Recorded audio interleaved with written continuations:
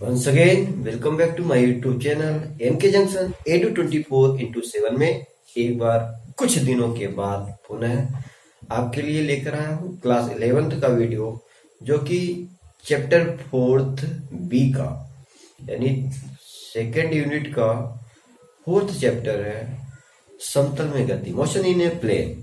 तो देखते हैं कुछ दिनों के बाद जो टॉपिक स्टार्ट कर रहे हैं मोशन इन ए प्लेन में।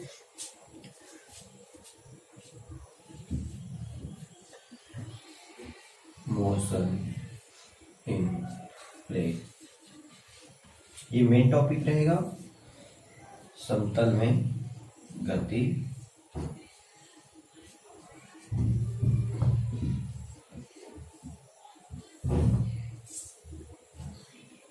जो समतल में गति होती है टू डायमेंशन मोशन होती है, एक्स एक्सिस और वाई एक्सिस में ले लें, चाहे वाई और जेड एक्सिस ले लें, यानी कोई भी दो एक्सिस में अगर हम बात करते हैं किसी भी पिंड या कोई कण, कोई पार्टिकल्स ले लेते हैं, उसकी अगर मोशन टू डायमेंशन में होती है तो वो कहलाती है समतल में गति। जब मैं आपको गति के प्रकार में बताया था उसमें 1 डायमेंशन, 2 डायमेंशन और 3 डायमेंशन बताया था, तो जो 2D मोशन था, द्विविमीय गति, उसमें आपको ये उदाहरण दिया था समतल में गति, यानी कार की गति हो जाएगा, किसी कीड़े की गति हो गई, बंद कमरे में कैरम बोर्ड की गोटी की गति। इस तरह से कई सारे उदाहरण है जो समतल में गति करते हैं। तो समतल गति जो होती है वो द्विविमीय गति होती है।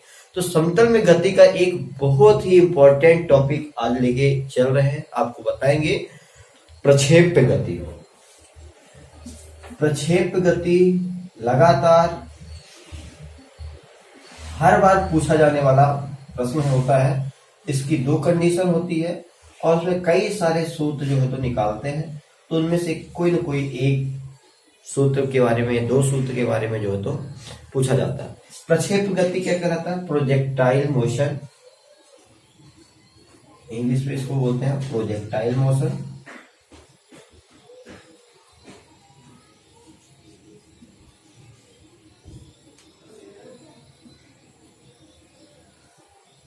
प्रक्षेप गति, इसका प्रश्न कैसे आता है? ऐसा आता है कि प्रक्षेप गति किसे कहते हैं, या समझाइए कि प्रक्षेप गति क्या होती है।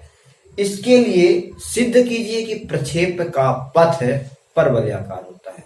तो प्रक्षेप का पथ परवलयाकार कैसे होता है, इस सब छोटी छोटी बातें, छोटा छोटा पॉइंट्स लेकर हम आपको बारी बारी से बताएंगे। तो पहले समझते हैं कि प्रक्षेप गति क्या होती है, और उसके बाद प्रक्षेप का पथ परवलयाकार क्या होता है, ये गति किस किस प्रकार से होती है, इसके लिए कौन कौन से सूत्र आते हैं, ये सभी देखते हैं बारी बारी से। तो सबसे पहले देखते हैं प्रक्षेप गति। जब कोई कण या किसी वस्तु को हम किसी ऊंचाई से, कुछ ऊंचाई से कहां फेंके, समतल की ओर, नीचे की ओर अगर फेंकते हैं, या किसी समतल से हम कहां फेंकते हैं उस वस्तु को, ऊंचाई की ओर फेंकते हैं। लेकिन कैसा ऊंचाई?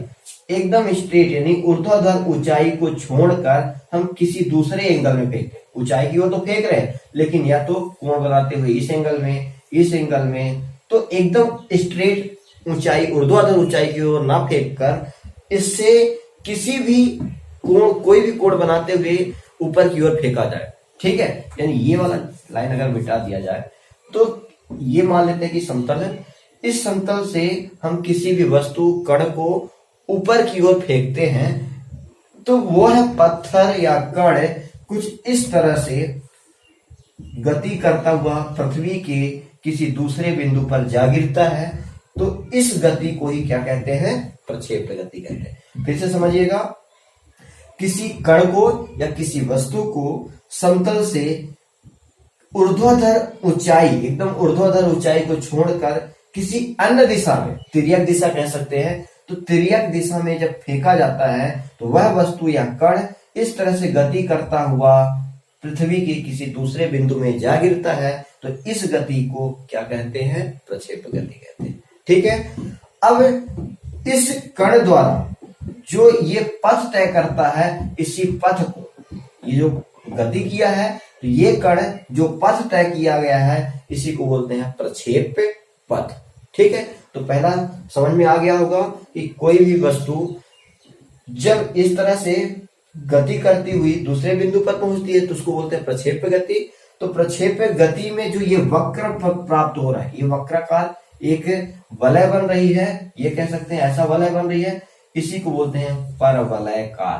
परवलयकार इसको क्यों बोलते हैं? क्योंकि ये पर्वत के समान आकार प्राप्त करता है, इसलिए इसे बोलते हैं परवलयकार। ठीक है, अगर इसको जोड़ देते हैं तो परवलयाकार भी आ जाता है।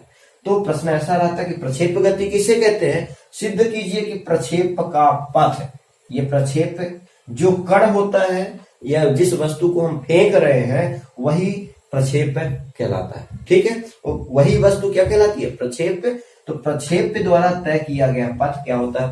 परवलयाकार होता है। ये सिद्ध करने के लिए पूछता है। ठीक है, तो प्रक्षेप का पथ परवलयाकार दो कंडीशन में होता है। देखते हैं बारी बारी से दो कौन कौन सा कंडीशन होगा। एक, जब हम ऊंचाई से उस कण को कहां फेंकते हैं? गहराई की ओर। मान लेते हैं आप छत पर खड़े हो, ठीक है, ये किसी मकान की क्या है? छत है। आप छत पर खड़े हो, अब उस कण को ऊंचाई से कहां फेंक रहे हो? नीचे की ओर। तो कुछ इस तरह से गति करता हुआ नीचे की ओर गिरेगा। तो ये जो बल, ये जो आकार प्राप्त किया, ठीक है, मतलब वहां पर भी एकदम नीचे स्ट्रेट नीचे नहीं गिराना है, ऊर्ध्वाधर नीचे की ओर नहीं गिराना है, ना ऊर्ध्वाधर ऊपर की ओर फेंकना है, कुछ कोण बनाते हुए तिर्यक दिशा में फेंकना है, तिर्यक दिशा में। ठीक है, तो तिर्यक दिशा में फेंकने पर वह वस्तु या कण इस तरह से वक्र प्राप्त करता हुआ कहां गिरता है? पृथ्वी में दूसरे वस्तु पर गिरता है। जब ऊंचाई से फेंक रहे मतलब ये हो जाएगी क्या? उसकी पृथ्वी हो जाएगी, है ना। ये छत हो गया मकान। अगर यहां से किसी कण को फेंक रहे हैं तो इस तरह से वक्र प्राप्त करता हुआ पृथ्वी पर जा गिरेगा किसी दूसरे वस्तु। तो एक कंडीशन ये हो जाएगी कि जब हम ऊंचाई से किसी कण को नीचे की ओर फेंकते हैं, और दूसरी स्थिति क्या होती है कि हम समतल पर ही खड़े हैं और समतल पर खड़े होकर तिर्यक ऊंचाई की ओर अगर हम किसी वस्तु को फेंकते हैं, ये ऊर्ध्वाधर ऊंचाई हो गई। अब ऊर्ध्वाधर ऊंचाई की ओर एकदम स्ट्रेट ना फेंककर कुछ कोण बनाते हुए तिर्यक ऊंचाई की ओर अगर हम उस कण को फेंकते हैं तो वह कण कुछ समय बाद पृथ्वी के दूसरे बिंदु पर जा गिरती है। इसी को बोलते हैं प्रक्षेप गति। ठीक है, तो ये पहला कंडीशन हो गया। क्या पहला पॉइंट हो गया? प्रक्षेप गति, प्रोजेक्टाइल मोशन। दूसरी बात आती है प्रक्षेप पथ, यानी इस कण द्वारा इस कण को इस बिंदु से जहां से शुरुआत किए थे और दूसरे बिंदु तक पहुंचने में जैसा पथ तय किया गया, ये वक्राकार का पथ तय किया गया है। ये वक्राकार जो पथ तय है इसी को बोलते हैं, दूसरा क्या है? प्रक्षेप पथ। क्या बोलेंगे? दूसरा जो है प्रक्षेप पथ। तीसरी बात आती है अधिकतम ऊंचाई। जो कण इस तरह से वक्राकार पथ तय करते हुए जिस बिंदु से वह कण क्या होता है? नीचे की ओर गिरने लगता है, तो वह ऊंचाई क्या कहलाती है? इसको बोलते हैं एच मैक्सिमम, अधिकतम ऊंचाई। यानी जिस बिंदु से कण क्या होता है? नीचे की ओर गिरने लगता है। ऊर्ध्वाधर तिर्यक ऊंचाई में फेंकने के बाद, तो अधिकतम ऊंचाई प्राप्त करने के बाद वह कण जब नीचे की ओर गिरने लगता है तो वह बिंदु, यानी ये इसका क्या हो जाएगा? अधिकतम ऊंचाई। तो तीसरा पॉइंट आपको मिल गया क्या? अधिकतम ऊंचाई, मैक्सिमम हाइट। ठीक है, चौथा आपके लिए मिलेगा क्षैतिज परास। तो क्षैतिज परास क्या होता है? इस कण द्वारा प्रारंभिक स्थित बिंदु से लेके और जहां पर गिरा है, यानी जहां से वस्तु को फेंका जा रहा है और अंतिम वस्तु जहां तक जाके पहुंच गया है, तो ये वाला जो रेंज होती है, यानी प्रारंभिक स्थिति से लेके अंतिम स्थिति की जो डिस्टेंस है, दूरी, ये उसके क्या कहलाता है? क्षैतिज परास। हॉरिजॉन्टल रेंज कहते हैं, यानी बिंदु की प्रारंभिक स्थिति और अंतिम स्थिति के बीच की दूरी क्या कहलाएगी? क्षैतिज परास।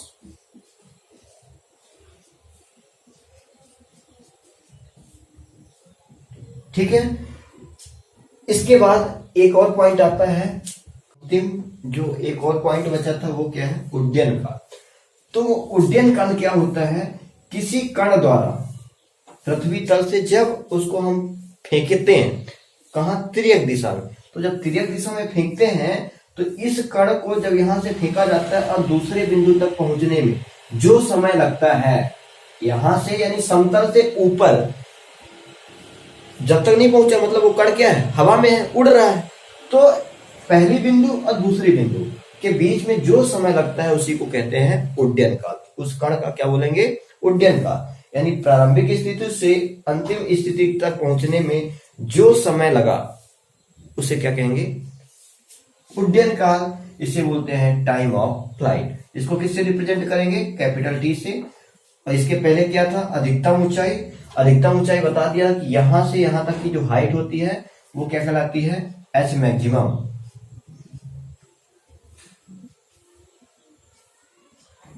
क्षैतिज परास, हॉरिजॉन्टल रेंज बताया हूं कि यहां से लेके यहां तक की जो दूरी होती है वो क्षैतिज परास होता है। प्रक्षेप पथ क्या होता है, किसी कण द्वारा ये जो पैराबोलिक यानी वक्र के आकार का जो पथ दिख रहा है इसको बोलते हैं प्रक्षेप पथ। ये कैसा होता है, पैराबोलिक होता है। अक्सर ये प्रश्न पूछा जाता है ऑब्जेक्टिव में कि प्रक्षेप का पथ होता है, कैसा होता है, तो पैराबोलिक या उसी को बोलते हैं परवलयाकार। ठीक है। अब प्रक्षेप गति क्या होगी, किसी कण द्वारा एक बिंदु से दूसरे बिंदु तक यानी यहां से यहां तक पहुंचने में जिस प्रकार की ये गति कर रही है, यानी किसी सिद्ध कीजिए कि प्रक्षेप का पथ परवलयाकार होता है। तो प्रक्षेप का पथ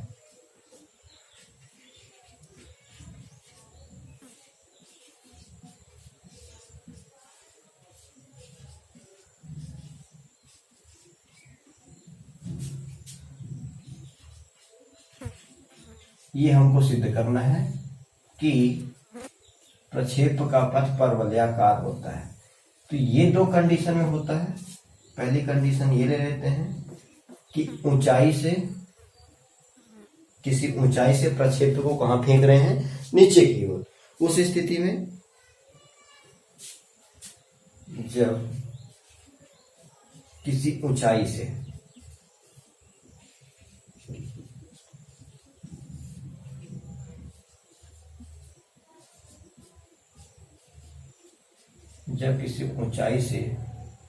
प्रक्षेप को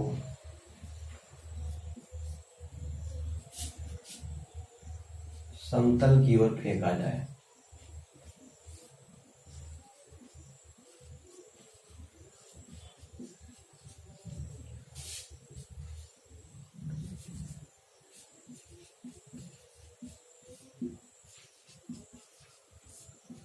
ठीक है।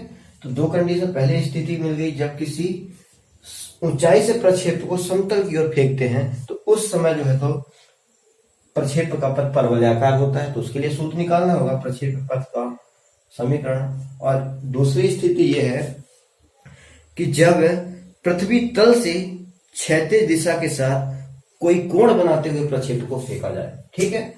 तो दूसरी स्थिति यह है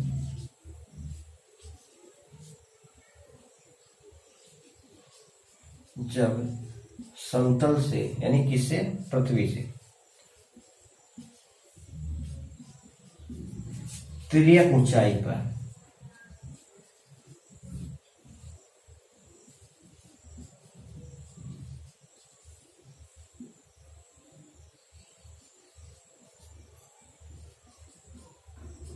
तिर्यक ऊंचाई के साथ, ये लिख सकते हैं, तिर्यक ऊंचाई की ओर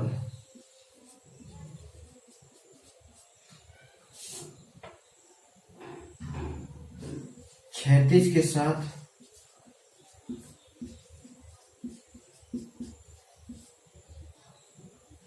कोण बनाते हुए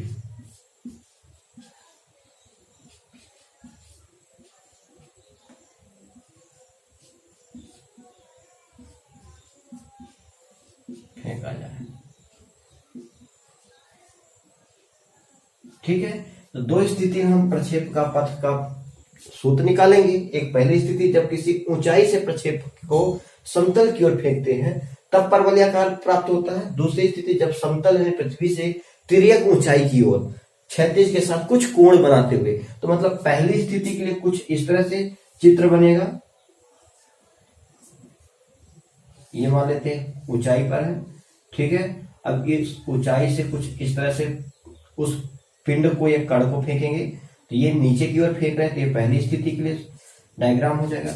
दूसरी स्थिति में क्या हो जाएगा, ये क्षैतिज रेखा है और ये ऊर्ध्वाधर ऊंचाई, तो इसके साथ कुछ कोण बनाते हुए इस तरह से फेंकते हैं, तो ये हो जाएगा, यानी कुछ कोण बनाते हुए या थीटा फाई कुछ भी ले सकते हैं, तो ये कोण बनाते हुए, तो ये आ जाएगा दूसरी स्थिति के लिए सूत्र प्लस चित्र हो जाएगा, ये पहली स्थिति के लिए हो जाएगा कि किसी ऊंचाई से हम समतल की ओर क्या फेंक रहे हैं, प्रक्षेप को, तो इस तरह का आकार बनेगा।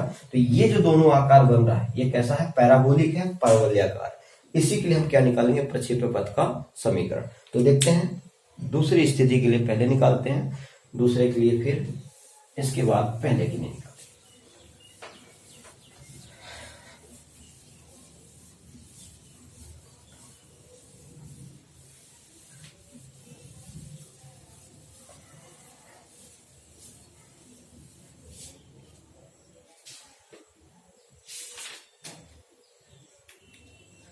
डायग्राम देख लेते हैं। पहला, किस स्थिति के लिए, जब हम समतल से तिर्यक ऊंचाई की ओर किसी प्रक्षेप को कुछ कोण बनाते हुए इस तरह से फेंक रहे हैं, ठीक है। तो इसको ये मान लेते हैं एक्स अक्ष है और ये वाई अक्ष है, ये इसके साथ ये मैक्सिमम हाइट है, ये मान लेते हैं कितना प्राप्त कर लिया है, एक्स, और ये जो हाइट प्राप्त कर लिया है वाई ले लेते हैं। ये जो घटक है वाई वाला ये टूटता है साइन थीटा में, तो यू साइन थीटा हो जाएगा। प्रारंभिक वेग इसका क्या है, यू होगा। चल रहा, और ये जो टूटेगा वो किस में आएगा, यू कॉस थीटा में, ठीक है। अभी जब लिखाएंगे तो और अच्छे से क्लियर हो जाएगा। दो घटक होते हैं, तो जो क्षैतिज घटक होता है वो कॉस थीटा में टूटेगा, और जो साइन थीटा है वो ऊर्ध्वाधर घटक है वो साइन थीटा में टूटता है। कौन टूटता है, ये कोण जो टूटता है, ठीक है। क्षैतिज और ऊर्ध्वाधर के साथ जो कोण टूटता है ये दो घटकों में टूटता है, यू कॉस थीटा और यू साइन थीटा। तो इस तरह से ये चित्र बना लेते हैं। यहाँ पे जहां से ये कण क्या होता नीचे की ओर आने लगा, मतलब वहां पर वेग जो है वी वाई वो क्या हो जाएगा, 0 हो जाएगा, यानी ये आ जाएगा वी वाई बराबर 0, ये होगा यू, और ये वाई प्राप्त कर लिया है, और ये पूरी जो रेंज होती है ये क्या कहलाती है, हॉरिजॉन्टल रेंज कहलाती है, यहाँ से यहाँ तक, इस कण से लेके यहाँ तक, तो ये हो जाएगा। और ये क्या था, यू साइन थीटा, ये यू कॉस थीटा, इसके साथ ये थीटा कोण बनाते हुए ऊर्ध्वाधर।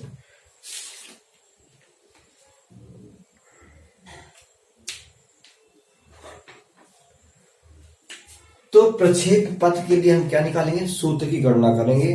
तो इसका पहले आपको ये बताना पड़ेगा कि प्रक्षेप का पथ परवलयाकार यानी प्रक्षेप गति किसे कहते हैं।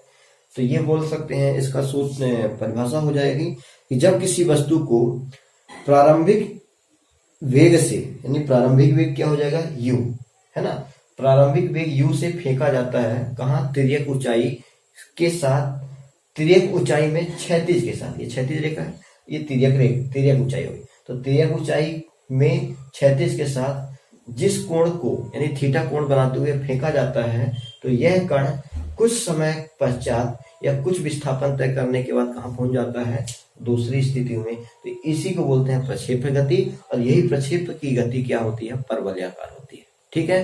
ये इसकी डेफिनेशन हो जाएगी। अब इसके बाद आता है कि प्रक्षेप्य पथ का समीकरण। तो प्रक्षेप्य पथ का समीकरण ये अभी हेडिंग डाल देंगे।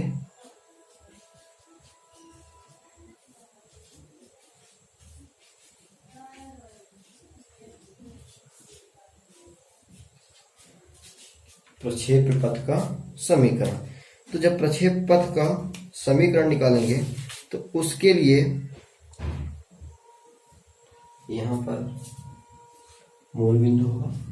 तो ये लिख सकते हैं कि यदि कोई वस्तु है जिसको हम मूल बिंदु O से थीटा कोण के साथ ऊर्ध्वाधर तिर्यक ऊंचाई की ओर फेंकते हैं, तब उसका प्रारंभिक वेग क्या होगा, u, और समकोणिक घटक, इसके ये जो दो घटक हैं ये समकोणिक घटक है, u cos थीटा और u sin थीटा, ये दो घटकों में वियोजित होते हैं।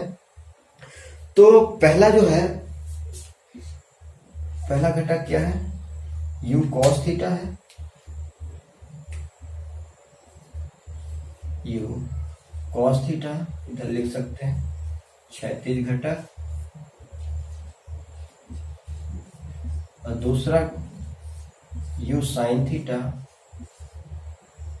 ये कौन सा है, ऊर्ध्वाधर घटक।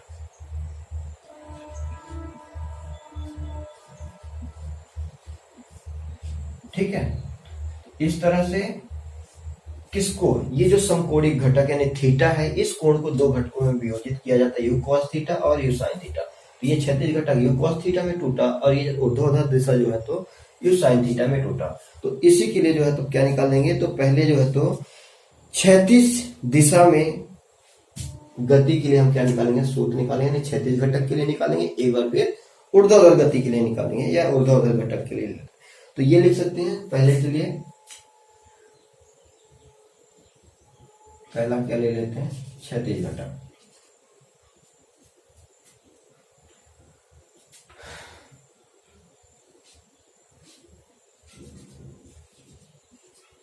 क्षैतिज दिशा में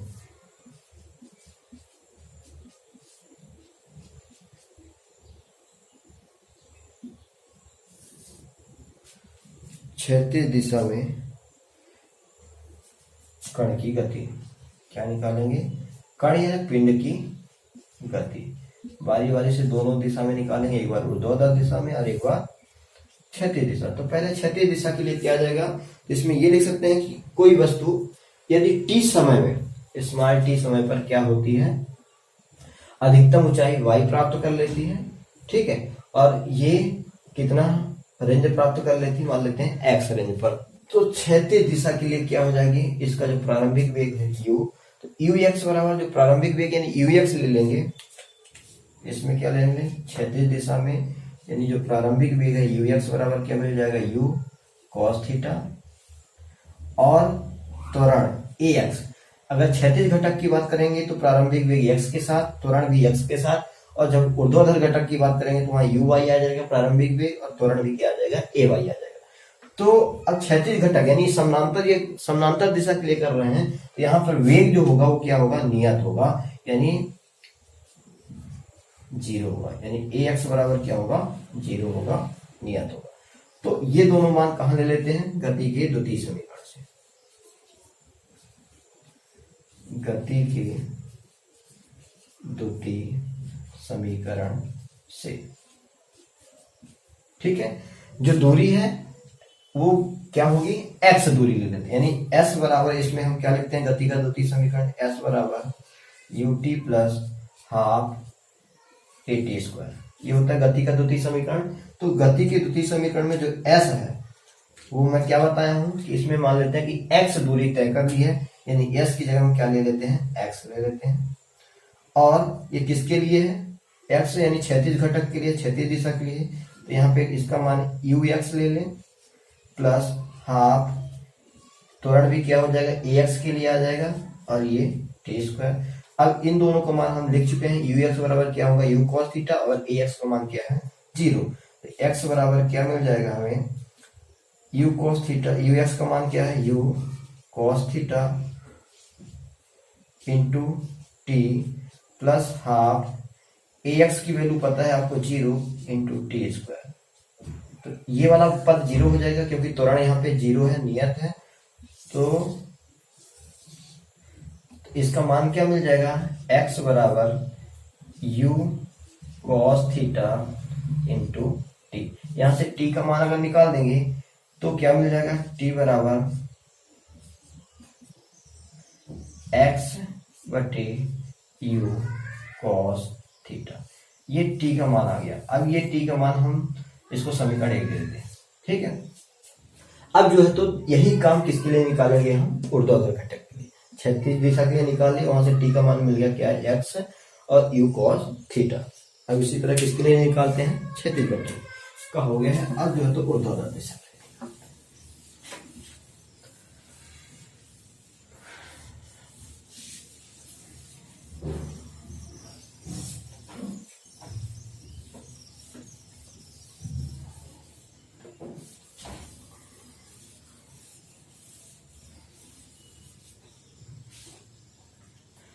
तो दूसरी स्थिति ले लेते हैं,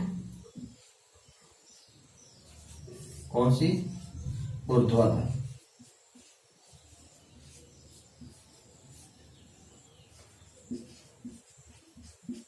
ऊर्ध्वाधर दिशा में कण की गति।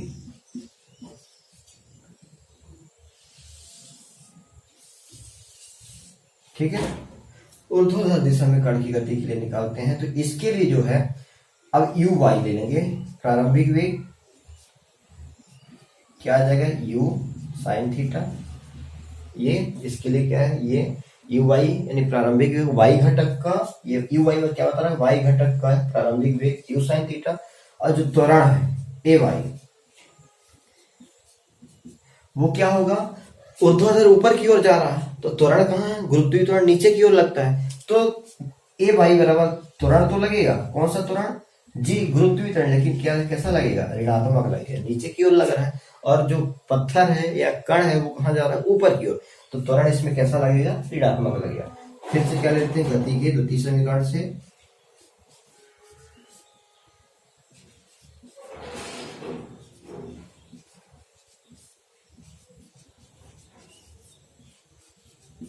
गति के द्वितीय समीकरण, फिर से s बराबर लिख लेते हैं ut plus half at square. s की जगह हम क्या ले लेते हैं, x ले लेते हैं, क्योंकि दूरी इसमें x है। अब इसके लिए क्या लिए हैं बटा, ये y अक्ष के लिए ले रहे हैं तो इसमें दूरी s बराबर क्या आ जाएगा, y आ जाएगा। x अक्ष के लिए लेते तो क्या x ले लेते, तो y अक्ष के लिए दूरी क्या लेते हैं, y। अब यहाँ पे सारे काम y पे रहेगा, u y इंटू टी, यानी u जो है तो ये y अक्ष के लिए प्रारंभिक वेग plus half A by T square, है ना, त्वरण y अक्ष का और प्रारंभिक वेग किसका है, y अक्ष का। तो y बराबर क्या मिल जाएगा हमें, यू वाई मतलब यहाँ पे क्या आ जाएगा, u sine theta into t plus half a y की वैल्यू क्या है, माइनस जी और टी स्क्वायर। इसको सॉल्व करते हैं तो y बराबर क्या मिल गया हमें, you sine theta into T minus ये प्लस माइनस क्या हो जाएगा, minus half G T square, ये हो जाएगा। अब यहां पे समीकरण 2 इसको दे देते हैं, ठीक है। समीकरण 2 देने के बाद समीकरण 1 से t का मान जो है तो समीकरण 2 में रख देते हैं अगर, तो क्या मिल जाएगा, इसकी जो वैल्यू है y बराबर u sign theta into T. T का मान क्या मिला था बेटा, x बटे u cos थीटा, ये मिला था। तो इस t की जगह हम क्या रख दिए, x बटे u cos theta minus half g u cos theta, u की वैल्यू t की वैल्यू क्या मिली थी, x बटे, समीकरण 1 में t की वैल्यू यही आई थी ना, x बटे u cos थीटा। तो u cos थीटा और क्या रख दें, होल स्क्वायर, इसी में रख दिए। तो y बराबर क्या मिल गया, यहां से ये देखते हैं u से u कैंसिल हो जाएगा, क्या बचा x और साइन, साइन बटे कॉस के इसके बराबर हो जाएगा, टेन थीटा के बराबर, माइनस हाफ कि ये u से u कैंसिल हो जाएगा, साइन बटे कॉस किसके हो गया, टेन थीटा के। तो क्या बचा x इंटू में, तो x इंटू क्या मिल गया, टेन थीटा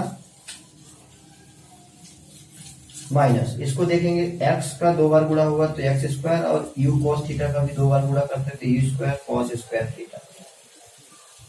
ये हो जाएगा y बराबर x tan theta minus half g भी था जी। ये हो जाएगा जी एक्स स्क्वायर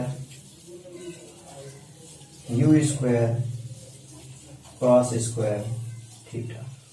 ये जो सूत्र है ये किसको दर्शाएगा? प्रक्षेप पथ का समीकरण। तो यही समीकरण क्या कहलाता है? प्रक्षेप पथ का समीकरण कहलाएगा। किस कंडीशन के लिए लिया था? कि किसी समतल से तिर्यक ऊंचाई पर अगर किसी कण को फेंका जाता है तो उसके लिए प्रक्षेप पथ का समीकरण क्या मिल जाएगा? y बराबर x tan theta minus half g x square. इसके आगे थोड़ा सा और भी हल कर सकते हैं कि tan थीटा को जो है तो यहाँ पे नियतांक मान लेते हैं, उसका मान a हो जाता है तो यहाँ पे y बराबर ax हो जाएगा, यानी tan थीटा a हो जाएगा। और ये g बटे you square cos square theta को भी क्या मान लेते हैं? ऐसा लिख लेते हैं कि y बराबर tan थीटा। tan थीटा को पुस्तक में ये भी मिला होगा, ऐसा भी लिखा रहता है ax माइनस 1/2 bx स्क्वायर। तो इसका मतलब ये हुआ कि ये जो है इसको क्या मान लिया गया? नियतांक मान लिया। x tan थीटा को a नियतांक मान लिया और g बटे you square cos square theta को b नियतांक मान लिया। तो y बराबर इसी को हम क्या लिख सकते हैं? ax minus 1/2 bx square. तो ये था प्रक्षेप पथ का परवलयाकार का सूत्र। किसके लिए? जब हम किसी कण को समतल से तिर्यक ऊंचाई पर फेंकते हैं तो जो परवलयाकार का पथ बनता है उसके लिए समीकरण होगा।